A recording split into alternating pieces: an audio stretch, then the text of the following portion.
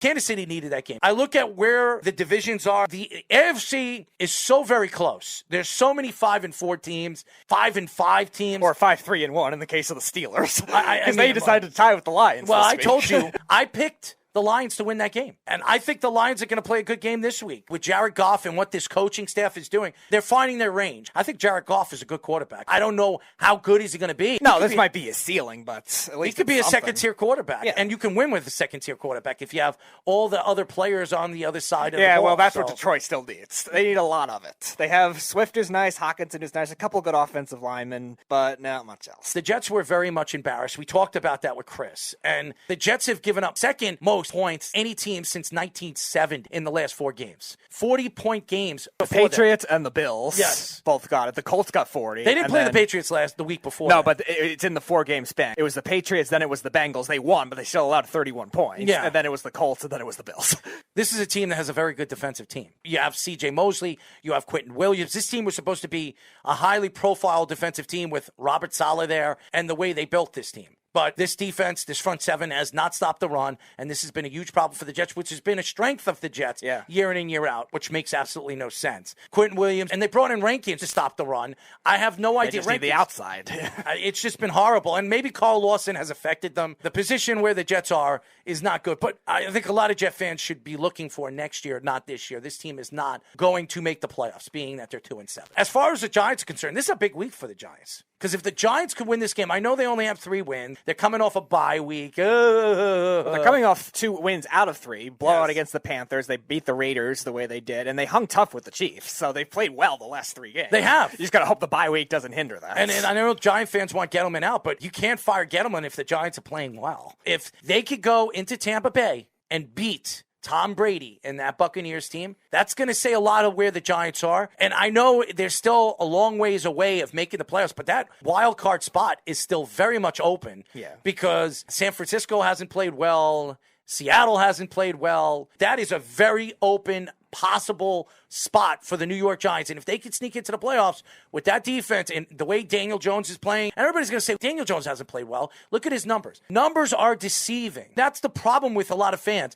Oh, he had 180 yards last week. They still won. It doesn't matter how many yards he threw. Look at Mac Jones. Mac Jones is doing so well for the New England Patriots. They won on Thursday Night Football, completely dominated on Thursday Night Football against a Falcon team, 25-0. You look at what Mac Jones has done, it's been amazing. He's getting an average of 180 to 210 yards a game. And they're still winning. He's still getting the touchdowns. He's still getting the touches. And he's still helping his team win. It doesn't matter how many yards you throw. It matters if you win and you help your team win. And by the way, Daniel Jones is doing it right. Giant fans who have been shutting him down and saying that he's not the guy, there's really nothing bad to say about him. He doesn't have a good offensive team. They have no running game. And when Saquon Barkley is in the lineup, he's not running the ball very well. Their backup running back is running better than Saquon Barkley. Yes. And gotta love the Devontae Booker revenge game against the Raiders. I mean, seriously, the Giants have looked pretty damn good. With the wild card now getting a lot weaker in not only the last spot, but even the second to last spot, too. The Saints are 5-4. They lost 2 straight. Alvin Kamara is going to be out another week. I think they're losing Ryan Ramczyk this week, so they might lose to the Eagles, too.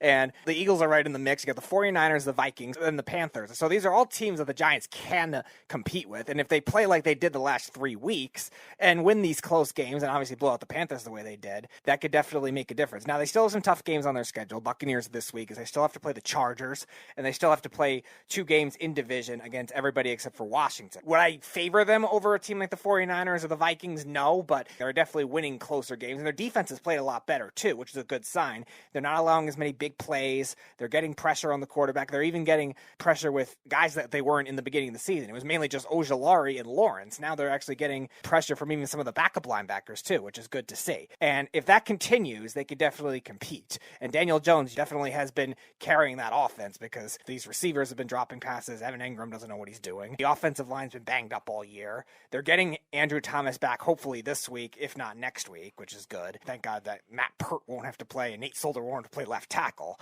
So there's 2 wild card spots that are definitely open between a lot of average teams right now. I would probably still favor the Vikings and 49ers, but if the Giants keep playing like this, they could definitely make a run. I think the Giants have played very good football, and I still think that the Giants could make it, especially how weak the bottom feed of the NFC is. It's very top-heavy. You know the 4 or 5 teams that are going to be fighting for position in that 6th spot is open. If they can win this week and surprise Tampa, and by the way, Tampa hasn't played well. Their last 2 games, they've played very weak, and their opponents haven't been that great either. I look at Tampa, they're still open to be beaten. Maybe because of JPP's injuries this year or injuries they have in their secondary. Tampa is absolutely beatable. There is no foregone conclusion that this one team, NFC or AFC, is going to the Super Bowl. So it's going to be very, very interesting. Throughout this past week, the teams that really surprised me, the Patriots are playing great football, 7-4. They just rammed the Falcons. And the Browns. 45-7. They've given up 7 points in 2 games. And they've scored with defensive touchdowns, I think 21.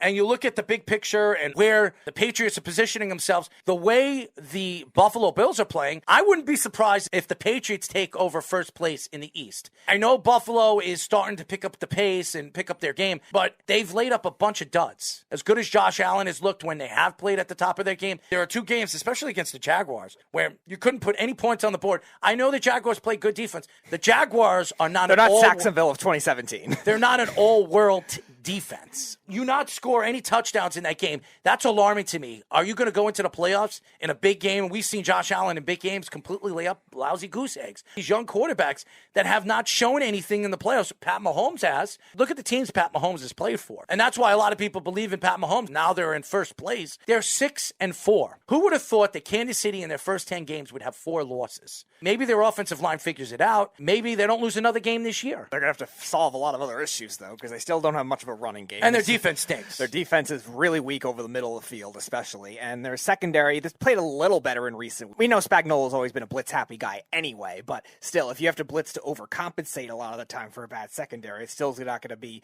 a good matchup, especially against the Ravens, which Lamar can extend the plays, he can run, and even the Bills, too. Josh Allen has got great mobility, throw on the run ability. If that's the matchup they have to face in the playoffs, that could be harder for them. So even though you're right, Lamar Jackson and Josh Allen both have had their woes, it's still going to favor a more complete team that could do more, especially in the Ravens case too. And I think this is why I would have them as the favorite even over the Bills right now. They've had games where Lamar has been actually throwing in high volume too. It used to be Lamar was efficient. He could throw occasionally. With I don't trust Josh Allen.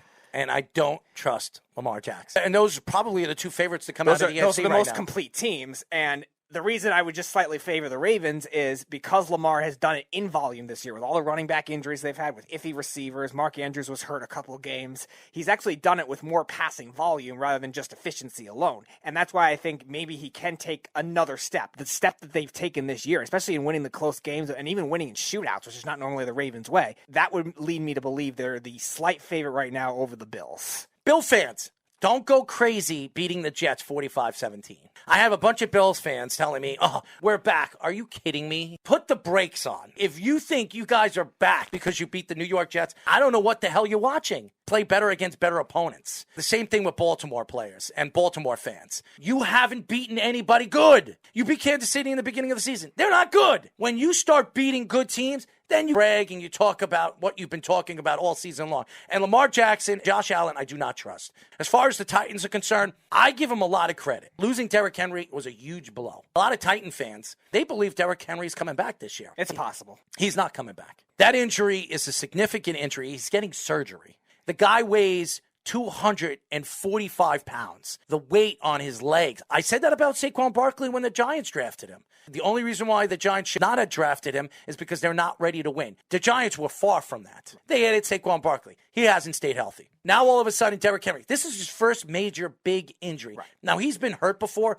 but this is a major injury. I don't know if Derrick Henry is ever going to come back the same because you don't know how he reacts. He is not Adrian Peterson. By the way, he is the running back for the Titans now. Adrian Peterson tore his ACL and MCL. He came back in 6 months. Nobody comes back in 6 months after a tear like that. Breaking records, trying to break Eric Dickerson's 8 yards record. short, so close. Fantastic to see a player come back from an injury that's significant and do what he did. Adrian Peterson is not the same AP, even though I think he was a good pickup for the Titans. The answer is is Ryan Tannehill the guy that's going to take it to the promised land? And I just don't trust Ryan Tannehill. I don't know if he is ready to take this team all the way to a Super Bowl. They were my pick to go to the Super Bowl with Derrick Henry. The way he runs the ball with Julio Jones and A.J. Brown getting healthy at the end of the season. Shout out to A.J. Brown coming out with the depression problems that he has had, talking about Elijah Moore, how important he has been to him and helping him out with his depression.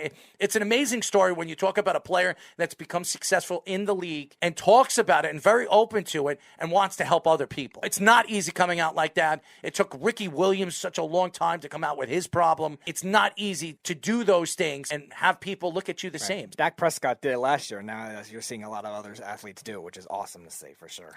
Dak is a special specimen.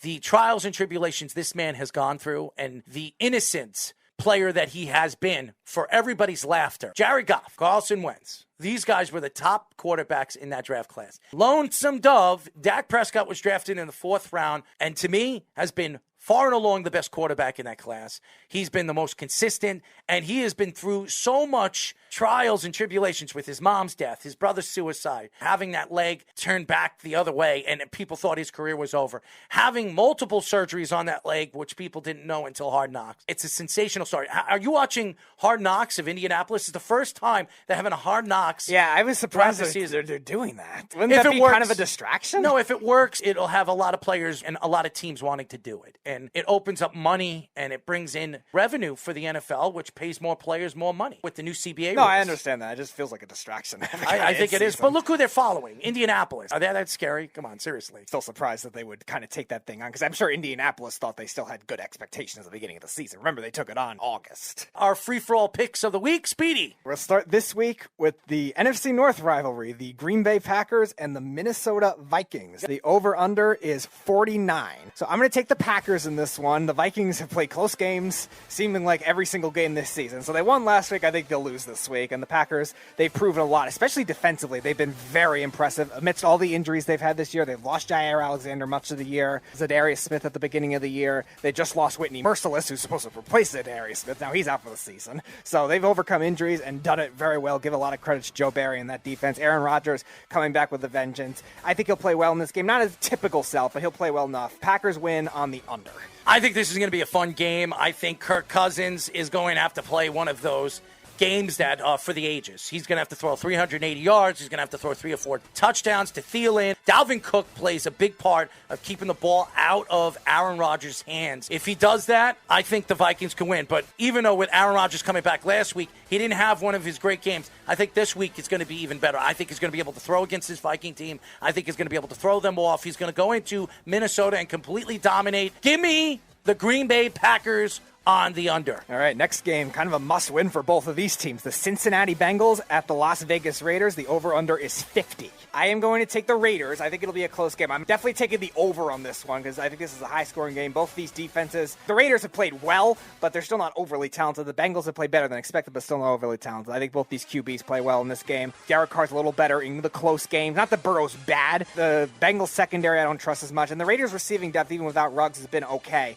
I think Darren Waller will have a huge game as well. So I'll take the Raiders. Close one, definitely on the over, though. I think there's a lot of pressure on the Raiders in this game, and they haven't played well. The Ruggs things, the John Gruden things. I have to give the owner a lot of credit because he's been trying to take out the fire in Vegas, but it's hard. I think this is the Bengals game to win. This is a very big game for Joe Burrow. If they want to make the playoffs, they got to make a statement. Cleveland looks like they're in a gutter. Pittsburgh is starting to, flop. The only team they have to really worry about is Baltimore. I think they can absolutely catch up to Baltimore and compete with Baltimore for the division. I like their wide receiving core. I think they're going to be explosive in this game. Give me the Bengals on the over. Final game, Dallas Cowboys at the Kansas City Chiefs. The over-under is 56, and Amari Cooper now out. He has COVID-19. I'll take the Chiefs in this game. I would have taken him if Cooper was playing because I think more feature game that they're built for. I think this is going to be a high-scoring game. The Cowboys' defense has been pretty good, but still, again, has regressed in recent weeks. And I think the Chiefs, with Andy Reid and that scheme, will be able to game plan away from Trayvon Diggs a little more. And the Cowboys, I don't think they have the middle of the field to be able to handle against Kelsey. And the Chiefs' defense, while it's been still bad, I think it'll play a little better. And especially with no Cooper, I think it'll be even harder. So I'll take the Chiefs on the under. Really, on the under? On the under, yeah. You just said it was a high-scoring game. Now you can take it on the under. 56 is a pretty high spread. I really wanted the Cowboys to win this game, and hearing Amari Cooper, that definitely affects. You have the Badger taking one of the other guys out, so you're really only going to be worrying about either Gallup or CeeDee Lamb. So they can run against the Chiefs, and I think Ezekiel Elliott's going to have a big game, and so is Pollard. I'm going to go with the Chiefs in this game, too. I think the Chiefs need this game. I think being that they're home, they're going to have the advantage. I think the Chiefs will win, and being that it's 56 on the over, I'm going to take them on the under.